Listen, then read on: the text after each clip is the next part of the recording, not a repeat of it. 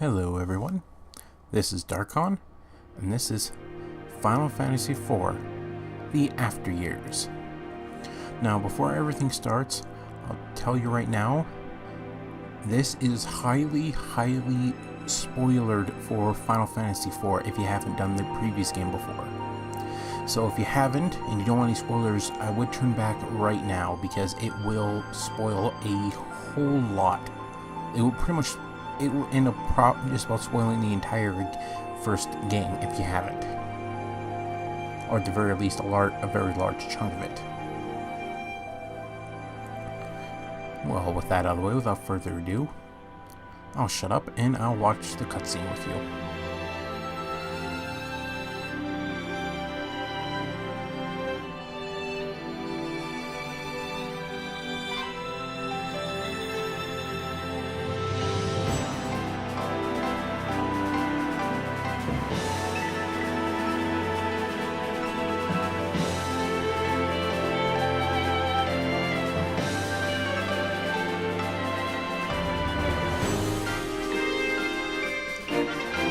Looks like a bit of like his old Dark Knight armor, doesn't it?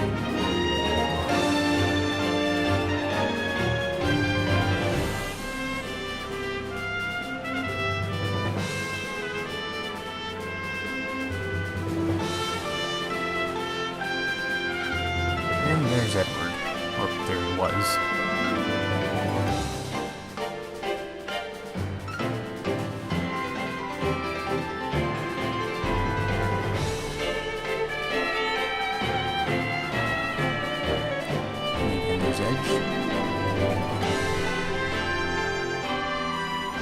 Rydia, or Ryda. Oh, you probably guessed that. You might have to guess who that is.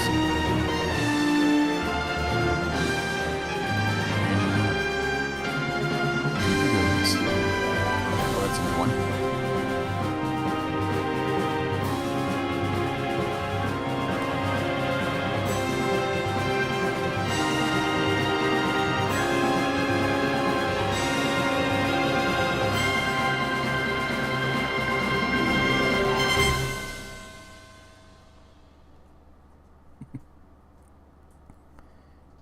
I hope you enjoyed that.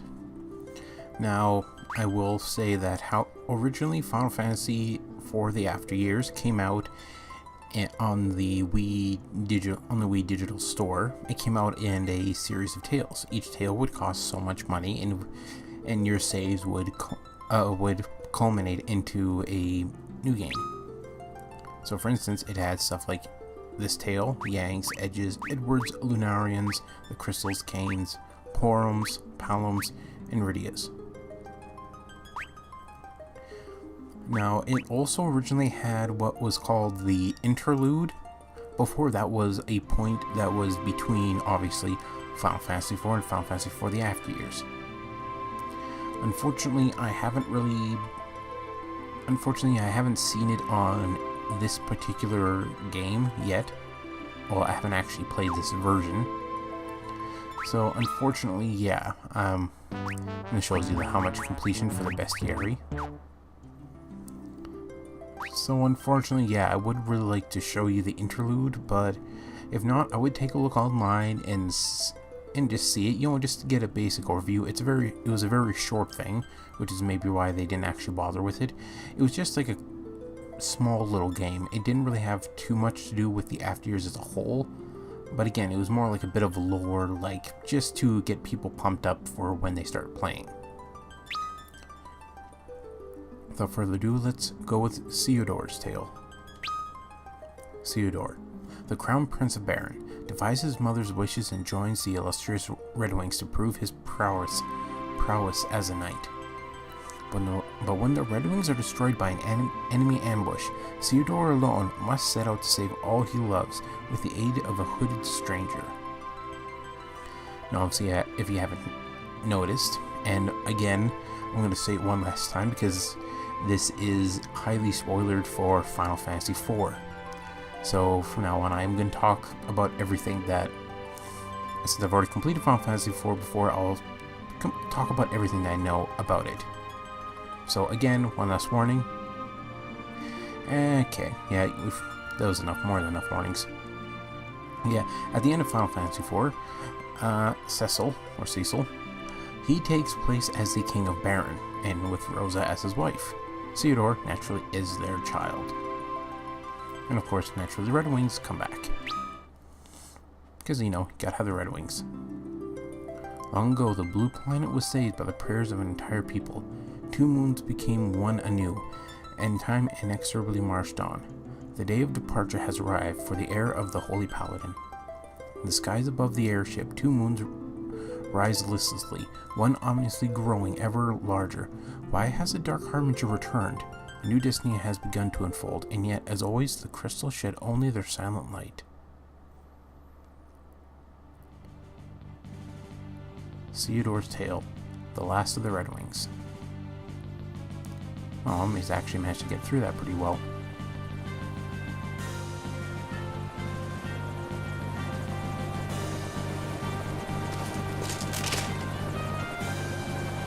Captain Biggs.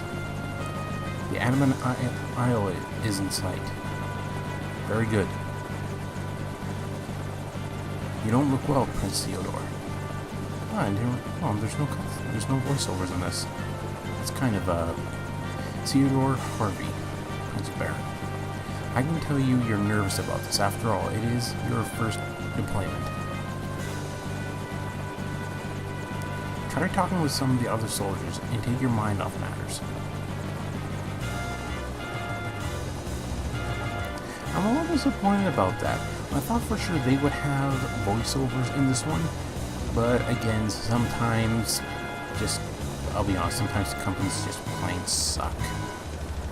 Like, clearly there was probably voiceovers at some point in there, at least for the Japanese version, but as soon as they bring it over to us, or they just decide, nope, sorry, we're not going to do it.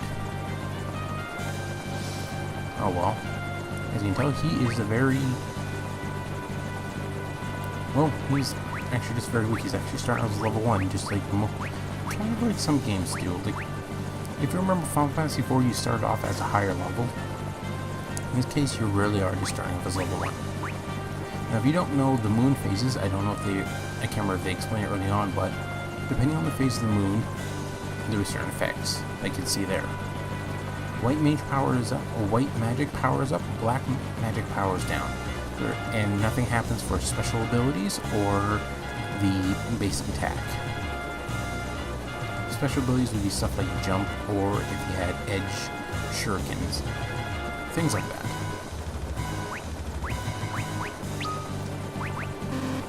Now, bands you can't really do anything with yet because, well, I believe they will explain it. Let's go talk to a few soldiers. The Adamant Isle looks peaceful enough at first glance, I'll give you that. But there's this one grotto there, a holy land of sorts. All Knight trainees train there at least once. The Red Wings are the pride of Baron, the most elite of our kingdom's forces. We may not be at war, but our training regime is as fierce and grueling as always. Our father, King Cecil, achieved knighthood by passing this trial himself. Did you know that he actually served as captain of the Red Wings before becoming king? Of course, we can't go very far. Let's take a quick look at the settings. Yeah, only music and sound effects. Oh well. Monsters don't play favorites, royalty or peasants. They aren't picky about their prey. It is just as true for us Red Wings too, I suppose. That's a jab at the prince. You may be the Crown Prince of Baron, but it means nothing here on this ship. We're currently on our way to Adamant Isle, a very small landmass in the middle of the ocean. It is the staging ground for your initiation trial in becoming a knight, my lord. It goes without saying, of course, how overjoyed your father Cecil is to see you finally taking on this task. How are you feeling now, my lord? Better? I suppose so. I can certainly understand what you're going through, my lord. But but considering your bloodline, there is nothing for you to be worried about. My bloodline? Yes, my lord. You have inherited the blood of two great heroes.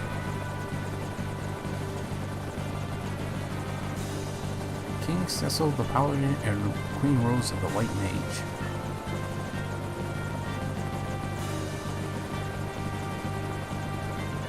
It doesn't mean anything. I'm just another soldier being tested for knighthood. Don't kid yourself, boy. You're no soldier yet. You're nothing but a squire. This guy's harsh. Joining the Red Wings isn't the easy lark it was back in King Cecil's day. I know that. That's why I'm here today, too. And he just gave him a smack. Or a punch. I think it's a punch. Prince Theodore. Yeah, again, there's bigs and there's whites in this. You've got a lot to learn, boy. Start with how to keep that mouth of yours shut. Ready to touch down at Adamant Isle, Captain? Good. All hands, landing stations.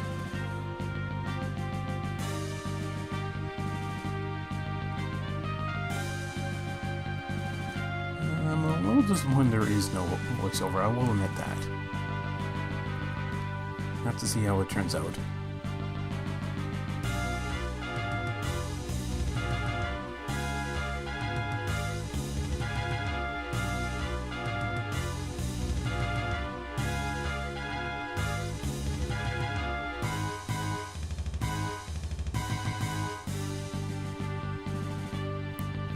Here's our stop, Theodore, the Adamant Isle. You are to report to the village of Mithra up ahead and wait for their orders. Got it? Yes, sir. I can't hear you. Say it like you mean it, boy. Yes, sir. Understood, sir. As sorry as ever before.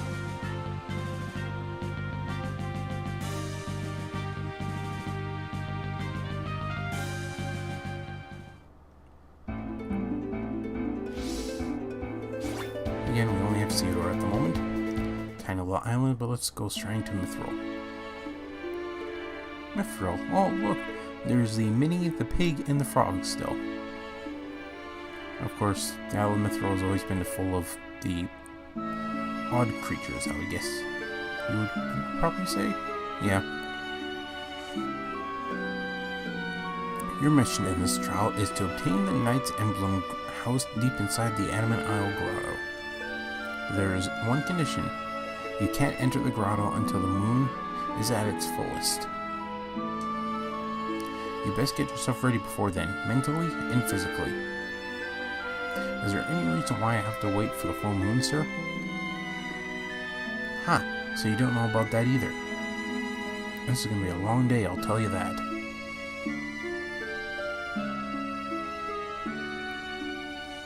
The light from the moon casts its effects upon all the creatures of our blue planet.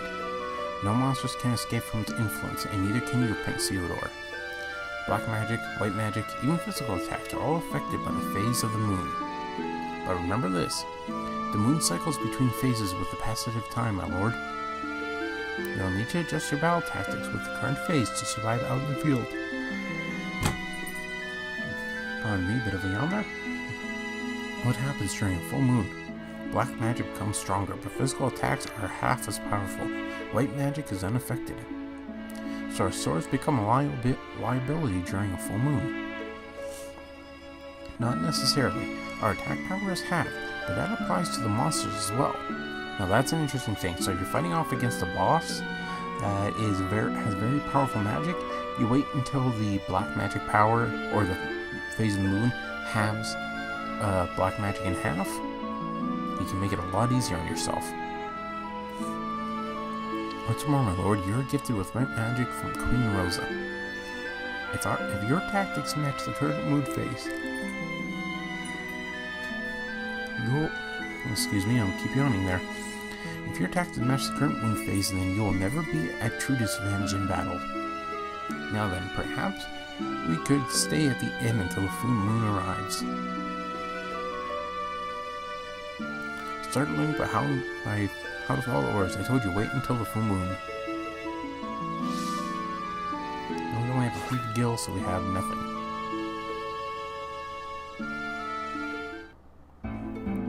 If I remember correctly, in here...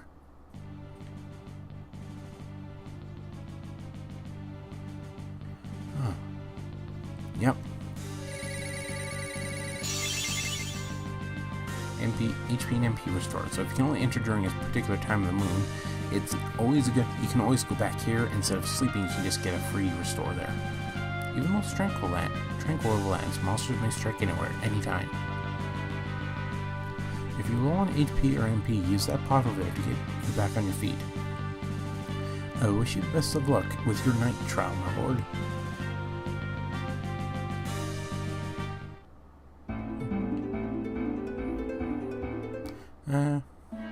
We're just gonna go right. Maximum, you know what? We're gonna see how tough these monsters are around here. I'm not actually gonna enter, but here we go. Let's see. Well, basic goblins.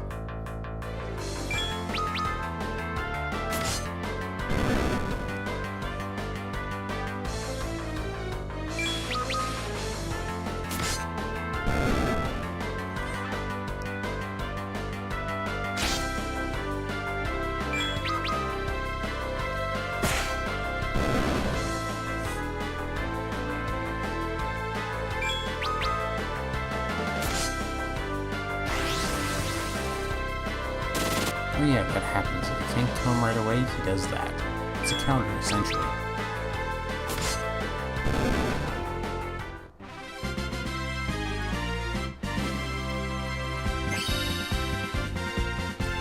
And we gain 3 levels. That's a good idea. So let's wait until the moon is full. Yeah, let's go to the inn and just waste some time. Or we can talk to a few villagers. There was another guy who took the night trial once. Someone with the same eyes as yours. But that was ages ago. Guess who that was? The Red Wings are Baron's most elite airship fleet, right? I thought it was one heck of an airship there, but no wonder, huh? Oh, wrong one. Want to talk to the pig. We wouldn't have this period of peace without the selfless efforts of King Cecil and Queen Rosa. Nothing wrong there. Oh look, he's letting us stay for free.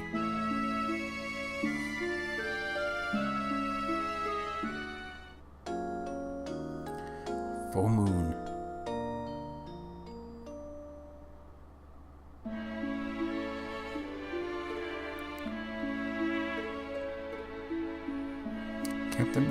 Captain Biggs is waiting you at the grotto. Please hurry.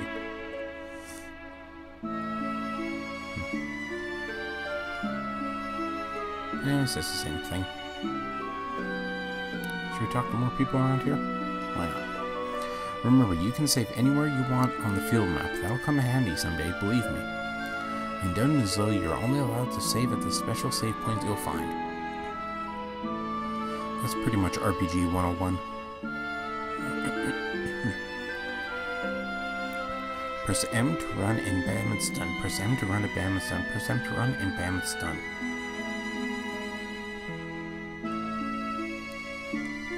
Okay, that's what they mean by M. They mean the map.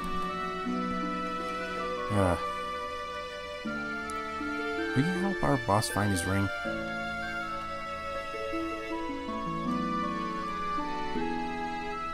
Hey, we're the Mithril Brothers and we're ready to rock, baby. We would be anyways, but if I hadn't lost my precious ring, maybe I dropped it while I was resting in the tall grass. So why don't you actually go look for it, you lazy bugger? Oh, he's a pig. When the gauge next to someone's name is filled up in battle, that means the character's turn is coming up next. But you've still got options, of course. This is pretty much basic, like, basic stuff for RPG things, so I'll just skip over that. Huh. Ruby ring.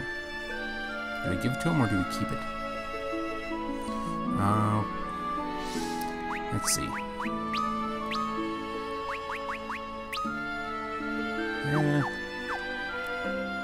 I don't know what happens, but we're better off just giving it back to him. Hey, this is my ring. You actually found this for me. Thanks a bunch, man. I feel like a new pig. Here's a little something for finding the ring. Go ahead, take it. 500 gil. Yeah, I think that was worth the while. Well, let's see, do we have, did I speak to the blue frog? Maybe it's because there's only one moon again, but tectonic activity has made this isle a lot larger. Island, sorry. But that isn't much compared to the big continents, of course. Thought I might be able to enter this place. Guess not. It's a... Is this a house without a door? If it is, I can't see where the hell the entrance is. Oh. Found a tent. That works. Okay, let's go to the grotto. Grotto?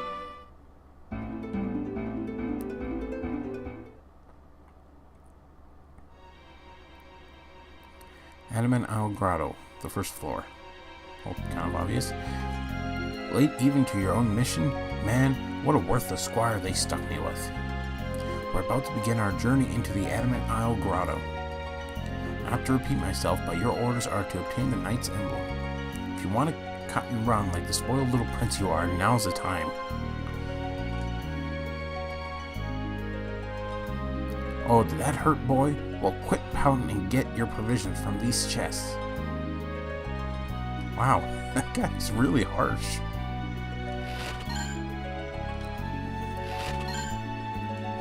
Now, in the first game, the Adamant Isle Grotto wasn't quite a grotto. It was more like just a place where you could turn in incredibly painful to get particular items, just so you can get like some of the best weapons.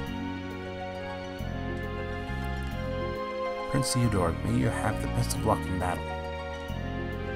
I can already see you becoming a valiant soldier like your father, Prince Theodore. Finally found some resolve in you, huh, boy? Get on with it then.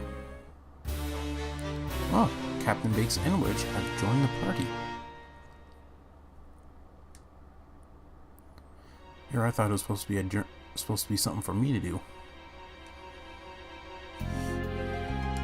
You're the one after the Knight's Emblem, aren't you? Well, keep your guard up in there.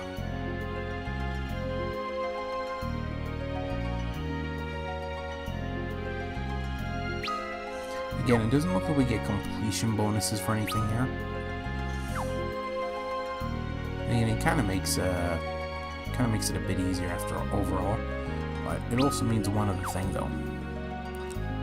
It's like the classic games, where we can't really see the chests unless we actually see them, like you see it there. It's not on the mini-map anymore. So we have to actually look for them.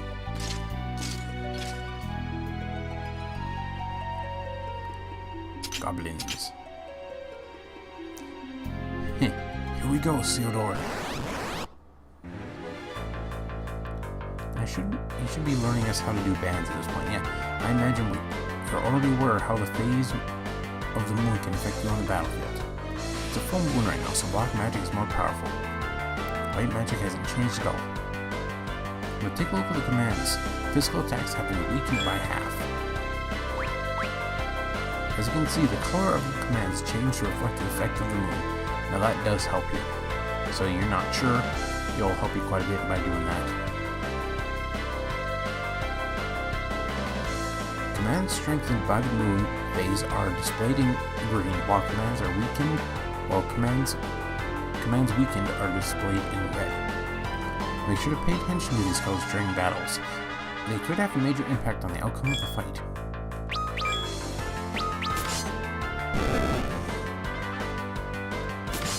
luckily those two are pretty damn strong outright, so...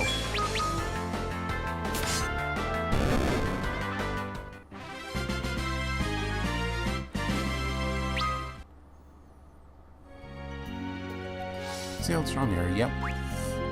They're pretty strong outright, so it's something we don't have to actually worry about. Looks like we haven't got to the point of bands yet. It might be when we actually fight something in here.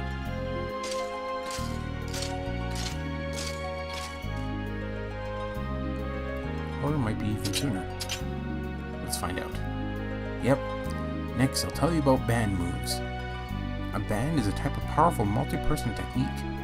You cannot perform a band with someone unless you have some kind of bond with that person. Deep bonds. Yes, my lord. Allow myself and Captain Biggs to demonstrate how to band. They can do it like rock stars. We walk you through how to basically bind a band. When it's my turn, select the band command. Next, pick the band ability you want to use. Let's try band together Biggs and I with a Vibra Edge. Now, in the first version of this game, you had to essentially guess what abilities, like beyond the first ones that just naturally come with the game, or naturally as part of it, a lot of them, especially more powerful ones, you had to basically guess what abilities to use and what characters to use. And even then, it's not guaranteed to actually work, which just sucked outright. But I believe in this version of the game, it will tell you just all you have to do is have the characters in battle with you in order for a chance to actually learn it. So it makes it a hell of a lot easier than it originally was. Well, and yeah, the level of it is max, so it can't become any stronger. And yes, those abilities can become stronger. Bands, as you can tell, also cost MP, so be careful. But it's also good if you just have physical characters and you want to do like a powerful ability, like this one.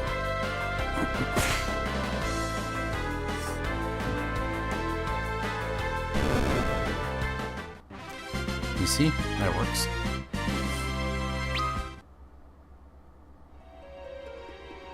Was that too fast for you to see? Hell no.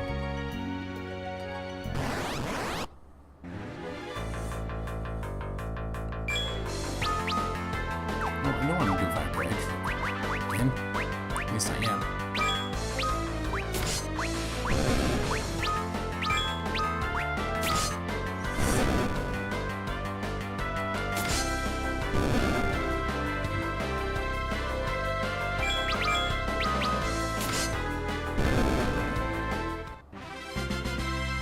It's not too bad. I think they did some adjustments with the game originally from this level. Because before I knew I had to use, had to level seed or level a little bit before. Again, it's kind of disappointing not to have any sort of voiceovers during certain scenes like they've shown before. Because it seems like more work than it should have been, but again, it's not too bad. It kind of reminds me of the classics, where you basically, you had to read everything out.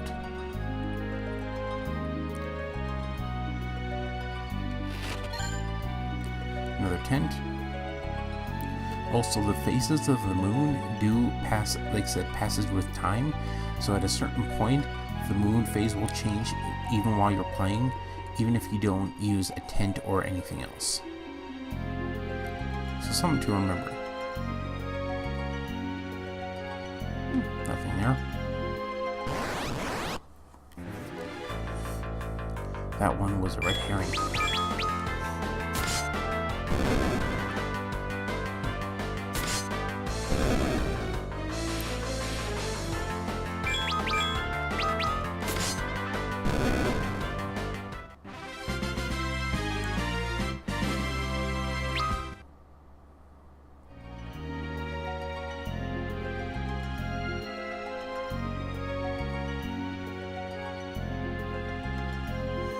I did also notice, though, Theodore has a shrimp cape. Why do I call it like a shrimp cape? Well, shrimp cape because it looks like it's just from this kind of point. It looks like it's, well, partly made out of shrimp. Or maybe lobster, depending on your point of view. To me, it looks a bit like the color you'd find on a shrimp. Just like the pattern overall.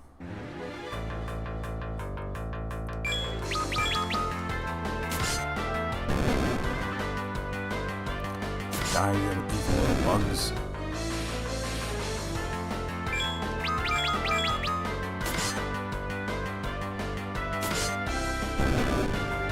Not exactly very powerful.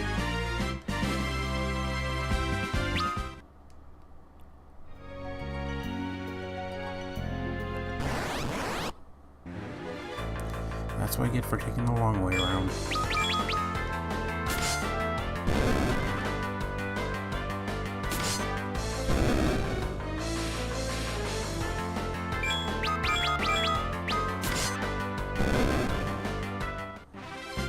I think Theodore just needs a new weapon.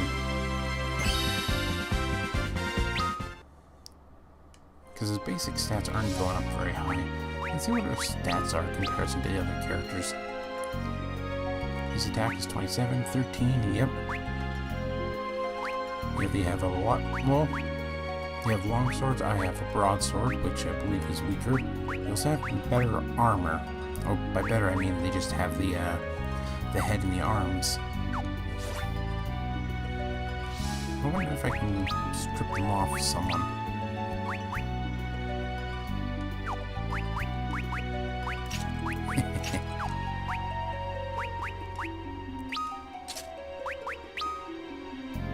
My evasion goes down, but my defense goes up much higher. An attack? Let's see. 20. You know what, we're gonna keep them because they're pretty strong anyways. Huh. B2. Okay, Theodore, it's all yours from here. Damn it, I knew I should have taken their freaking weapons. Don't worry, Prince Theodore. Remember, you have the blood of King Cecil, and that has nothing to do with it. Prince Theodore.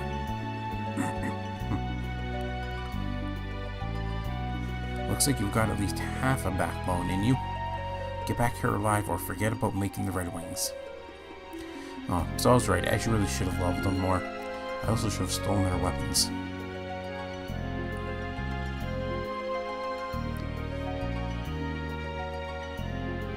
Oh. Figures. Why didn't I steal their weapons?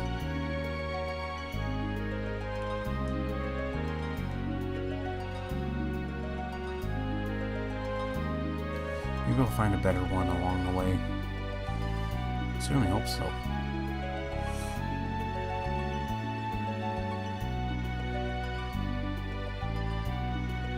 Oh look, here's a nice little save point. Well, I'm going to save. Now, yes, you only get three save files for every tail, depending on which tail you're doing. So if you want to redo a particular part of a tail, you can do it again. So we're going to save number 1. And that will be it. At least for the moment. I hope you enjoyed Final Fantasy IV, the After Years. I'll be sure to be doing this again pretty soon as well. I'm also going to continue to do the other Final Fantasy IV. Which, of course, naturally, well, I do have to anyways. Okay, enough of that. This is Darkon.